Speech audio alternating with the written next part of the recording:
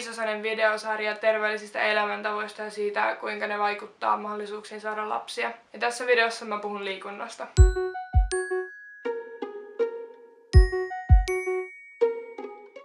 Niin kuin näissä muissakin aiheissa, niin tasapaino on tosi tärkeä, eli liikunnassakin liian vähäinen liikunta on huonoksi, mutta myös liikaliikunta on haitaksi. Vaikka tietenkin ihmisen täytyy myös liikkua silleen urheilumielessä, myös hyötyliikunta on tosi tärkeää. Eli tosi monet menee just jollain autolla tai mopolla tai skootterilla tai millä ikinä, että tottuu siihen, että pääsee helposti paikasta toiseen, vaikka just sillä autokyydillä. Pitää myös kiinnittää huomioon siihen sellaiseen arkihyötyliikuntaan, että kun liikkuu paikasta toiseen, niin menee sitten mieluummin pyörällä tai kävellen tai jotenkin, jos on mahdollista. Et esimerkiksi silloin, jos on hyvä keli ja mä tuun koulusta, niin mä saatan jäädä monta pysäkkiä aiemmin bussista ja sitten kävellä siellä. Ja aina jos mä menen johonkin täällä lähistöllä johonkin kauppaan tai salille tai jotain, niin mä menen pyörällä, paitsi jos sataa kaatamalla.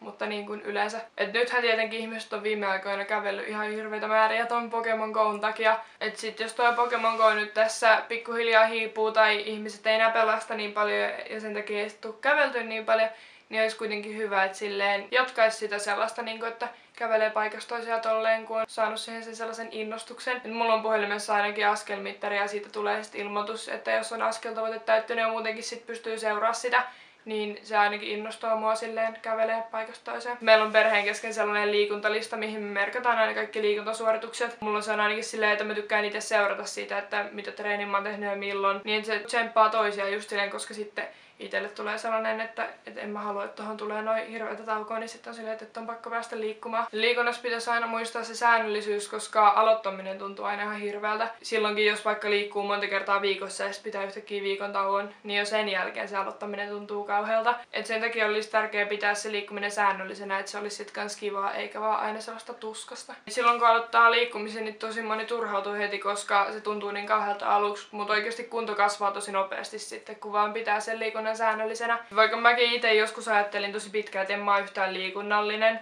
niin sitten joskus 7-luokalla mä rupesin liikkua silleen oikeasti kunnolla ja sitten nykyään mä oon oikeasti silleen, että se on niin kuin ihan mun elämäntapa ja mä tykkään tosi paljon liikkua ja noin. Mulla oli tosi pitkään sellainen, että mä en tykännyt mistään niin kuin liikunnan muodosta, mutta sitten mä innostuin just salilla käymisestä ja ryhmäliikunnasta ja lenkkeilystä, niin kyllä mä uskon, että kaikille löytyy sellainen oma laji.